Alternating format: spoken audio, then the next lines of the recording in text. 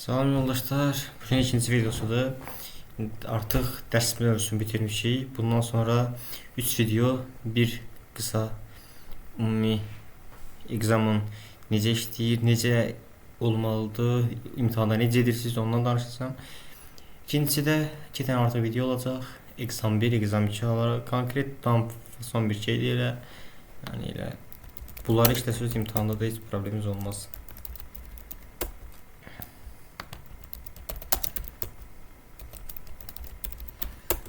Deməli ilk olaraq başlayayım buradan. Pikdən açım. Qurulum videosu da olacaq. Linkləri də atarım, yorumlara atarım. Çünki buradan video altına etiketləyəndə hələ ki icazə yoxdur mənə. Ona görə qoyam bura. Deməli bura gəlsə biz bunu qoyaq bura. Bunu gətirək. Bunu buradan okay.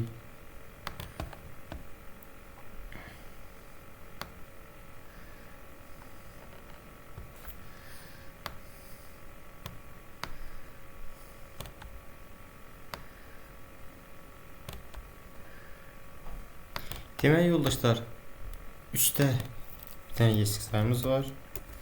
Bilirik bunu. Burada bir tane rehelondu. Bunun daxilində nə var? Bunun daxilində bir dənə gemu qavim. Okay.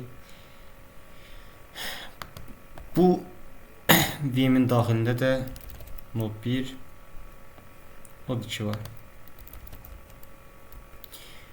Burada eyni ilə bu rehəldə burada elə həmin VM'də backenddən front var.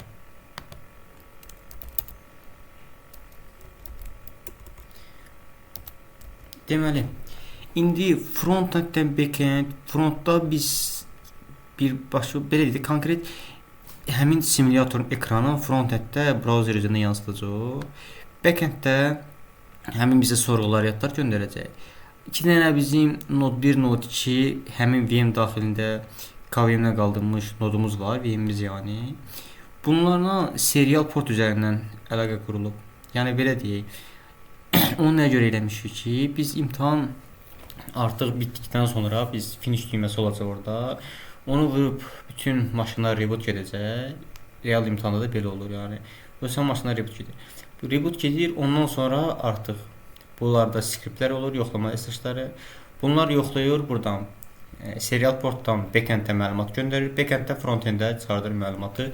Biz də oradan onu bağımız görür. Deyə bilərsiniz ki, SSH-dan iləridik. Niyə serial port? Həm də ki, mən bir xeyli vaxtım oldu serial port. Niyə serial port? Çünki biz IP dəyişəndə hər hansı da problem olanda ki, orada problem olmasın. Yəni, misal, bir sualda IP dəyişmək varsa, gərək mən ya IP-ni də doğru kimi göstərsin, onda absurd olur. Digər ehtimalı da yenə absurddur. Yəni, fərqli IP qoysa, onda ya da networkda problem olsa, SSH-dan qoşula bilməsə, bütün VM-in balı gəlməyəcək. O da reala uyğun deyil də. Ona görə serial portla eləmişəm. Bizdə node 2-yə keçəndə şifrə sıfırlamaq üçün biz VNC istifadə eləmişəm. Ona da no VNC inteqrasiya eləmişəm ki, browserdə biz şifrə sıfırlama ekranı görə bilək. Ondan sonra baxsam buradan başqa da elə qurulum videosunu edeyim. Ondan sonra da artıq biraz ümumi examı göstərirəm. Ondan sonra daha yaxşı olar. Qurulum videosu üçün bizə nə lazımdır yoldaşlar? Gəlsəm burada, bu NAT üzərindədir. NAT üzərində ayarlar eləmək üçün ilk olaraq buradan biz Virtual Network Edition'a gelirik buradan editora.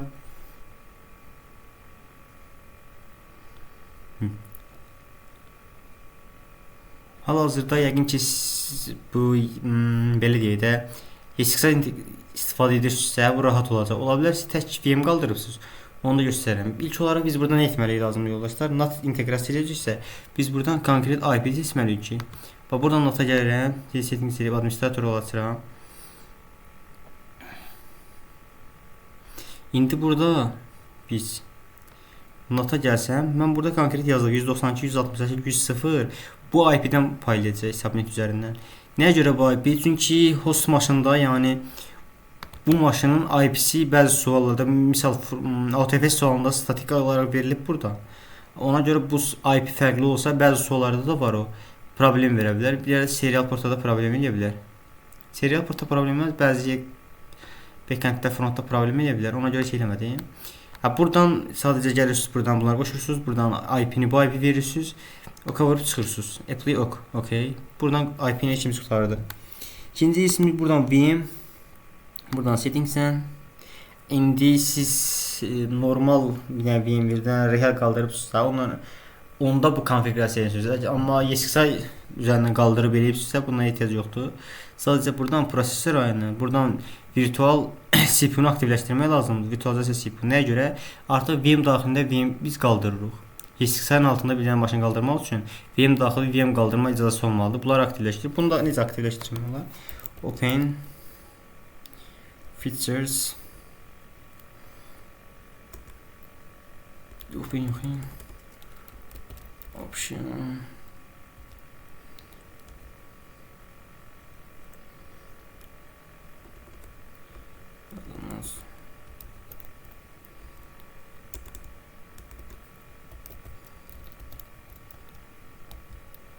Option Features gəlir buradan. Buradan Move Features. Buradan indi defaultda Hyper-V'nin ya da hamısı sönülü olsun sizdə. Ola bilər ki, AMD-də problem çıxardır. Bunlar sönülü olsun. Ola bilər ki, olmadı aça bilərsiniz. Nəsə ayarlar bir dənə yavaş-yavaş göstərirəm. Buradan deməli Hyper-V sönülü olmalıdır. Ola bilər ki, kimdə açılsa o sönülsün. Ondan sonra burada virtual machine platform Hyper-V platforması bunlar sönülü olsun. Ola bilər ki, problemi də aktivləşdirə bilərik. Nəsə bunların işim yox mənim. Bunları aktivləşdirib qutarıldı. Bundan sonra nəyə gəlir yoldaşlar artıq? Bundan işimiz bitdi. İndi biz nə edirik? Gəlirəm buradan. Dost elə basım.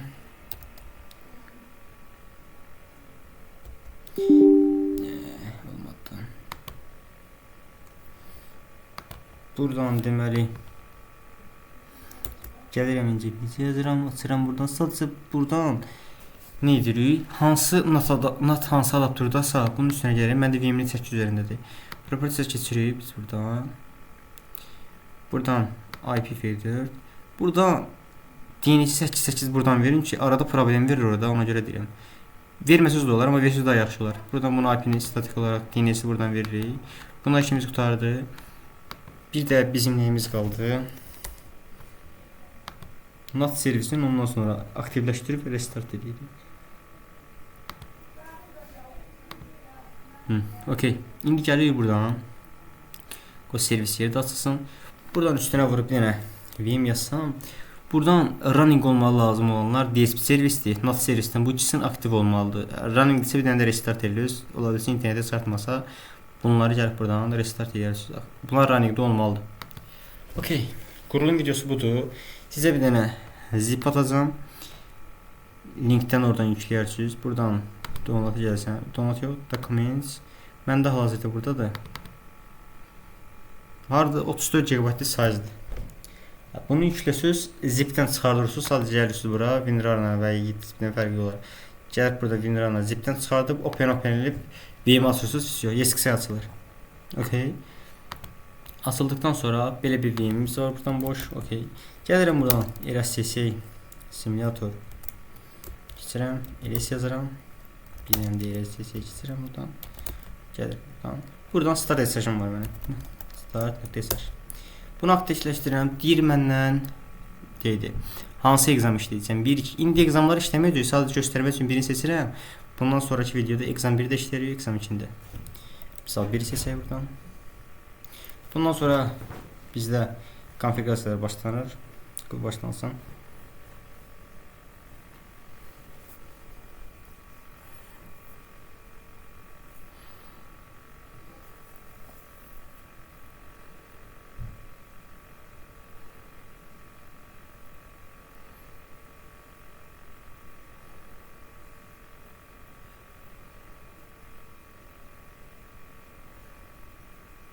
Bir də necə işləyir? İndi exe fronttasın, orada hər şey bir-bir göstərimsə, elə çox da şey eləməyək.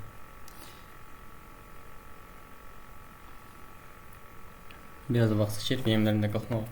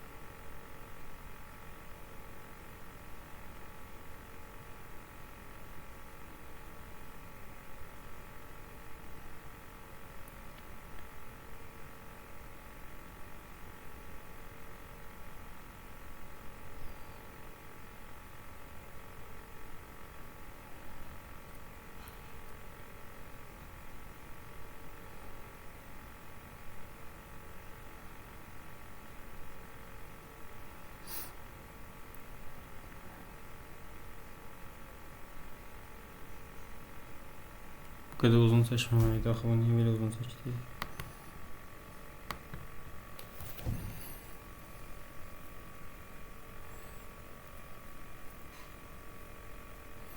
Setup Vim2'de setup file oldu. Niye?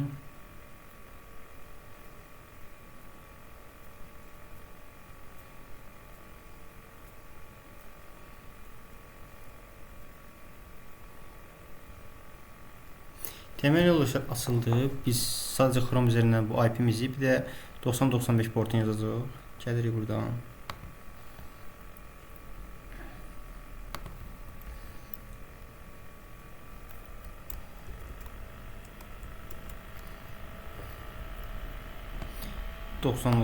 portunu açıram. Buradan bizim imtahan mühiti açılır. Realda görəcəyimiz imtahan da birə-bir eynidir. Demək olar ki. Burada bizim nelerimiz var. Buradan gəlsəm bura bizim suallar hakkında məlumatlarımız var. İmtahan müddəti 3 saat olur. Buradan linguistlər olur, dillər hakkında. Azərbaycan dili olmur. Burada qoymuşam. Dil transferi yoxdur. Sadəcə elə belə qoymuşam. Deməli, biz buradan gəlsək, buradan information configuration, buradan hər VM'in IP'sini göstərir. Node 1 hansıdır, Node 2 hansıdır. İlk VM'in buradan görürsünüz, şifrəsini göstərir. Artıq ikinci VM'in şifrəsini göstərmir. Çünki passwordun biz root passwordunu özümüz sıfırlamalıyıq. Buradan beklə seçsən, növbəti suallarda buradan gəlsən, sual haqqında göstərir məlumat. Bu da nə üçündür? Sualda səhv olsa bildirmək üçün, amma hətta burada sualda səhv olmur. Ondan sonra buradan nə üçün bunlar? Bunlar deyirsən ki, onu bitirmişəm və sonraya saxlamışam, bitirməmişəm ki, gözü yaddaşımda olsun deyə buradan. Seçirsən, bunu bilmişəm da buna baxma ehtiyac yoxdur. Bunun üçün istifadə edirik. Bütün suallar bunlardır.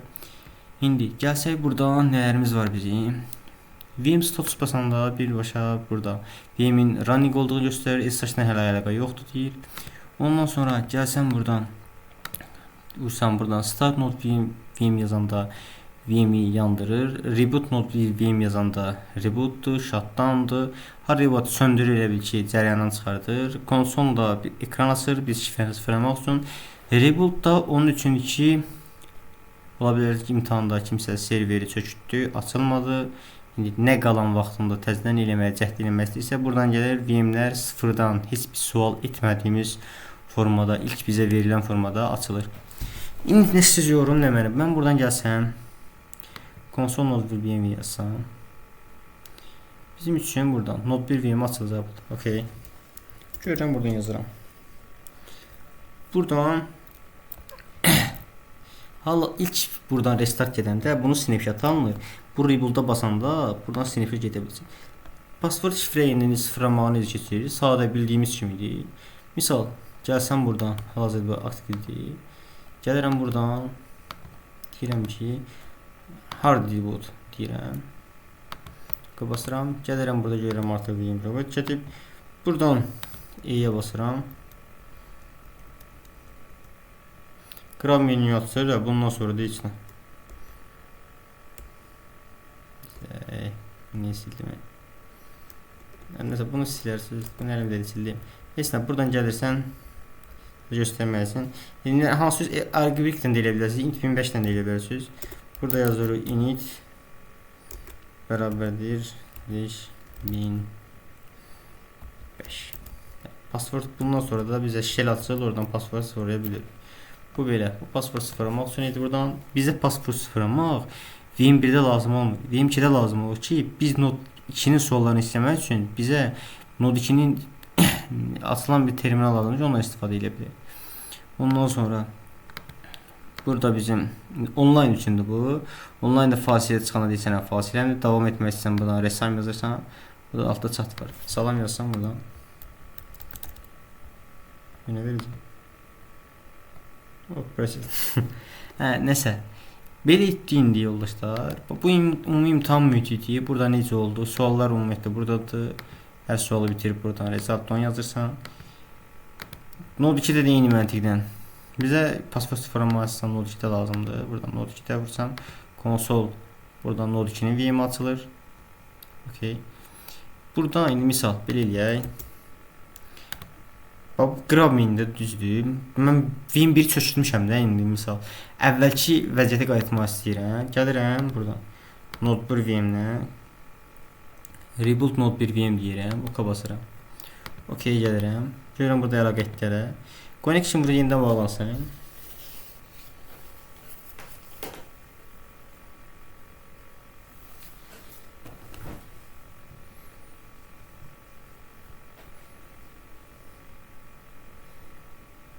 Sadəcə snapshot-a qayıdır, ona görə biraz vaxt çəkir. Elə orada da biraz vaxt çəkir. Orada da biraz vaxt çəkər sizə. Allah içmə qismət eləməsin, kimsə səviyyəmi sökütməyə. Yəni standart suallardır, tak işləyib getməz. Da o həmin pəncərə açıldı. Yəni reboot yad getmədi, snapshot-dan qayıtdı ora. Ondan sonra biz bunu da bağlayaq. Misal bir dənə sual işləyək, ondan sonra da gəlir. Gəlsən buradan terminal açsam. Onu göstərməmişdim. Buradan terminal biz normal bağlamaq üçün gəlib buradan baxıram ki, mənim lap alt sağ sol tuşa bassam ekran ikiyə bölüb belə terminal açır. Bizə ilk maşının IP-sinə bağlanan misal deyirəm ki, SSH Orxan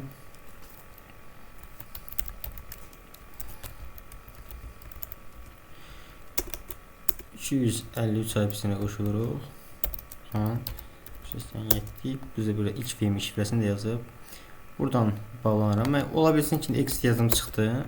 Rekomend etdiyimiz var. Yenidən buradan kopya nəsə eləyib yapışdıra da bilərsiniz. Buna ehtiyac yoxdur. Buradan yenidən success üçün shell ala bilirsiniz buradan. Ola bilsin əl üzdəydi buradan. Yenidən rekomend ata bilirsiniz. Ki shelllərin istəşən tezdən əlaqə qurulsun. Bunlar qısalar bulardı. İndi yazsam Orxan SSH-la qoşulub indi. İndi ilk sual işləyək. Yoxlanışa verək, görə nə verəcək. Gələm ilk sual, bu da IP sualdır. Məşhur sualımızdır. Buradan gəlsəm IP-ni görürəm. Bundan sonra heç nə. NMT yazsam elə NMT ilə sürətli şəkildə biz buradan sualımızı eləsək.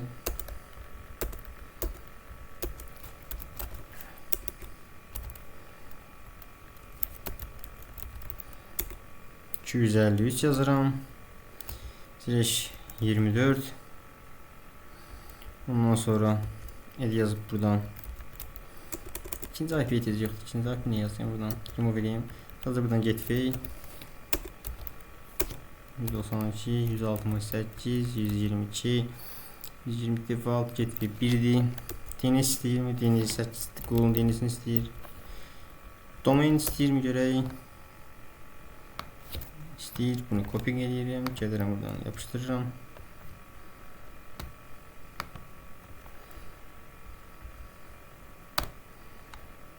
Paste edirəm. Okay, ondan sonra gəlirəm buradan.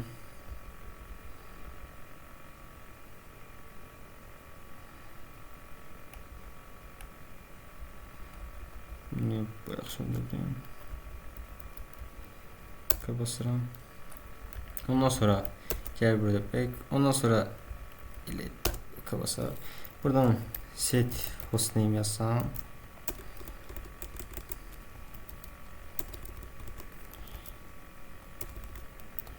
Host names değil. Set hostname. Set ne yazayım? Hostname yaza gitsin. Okay, bu hostname de buradan copying eləsəm. Gəlsəm, Ctrl Shift V eləsəm. Tere basıram. Ondan sonra da sistem stil restart ki SSH əlaqəm qırılmasın. Network menajeri restart edəcəm. IP alıram. Gəlirəm ki buradan IP'm 253 IP'sini verdim. Məndən nə istəmişdi? 150 IP istəmişdi. Fikirliyəm. Sadəcə buradan gəlsəm mən.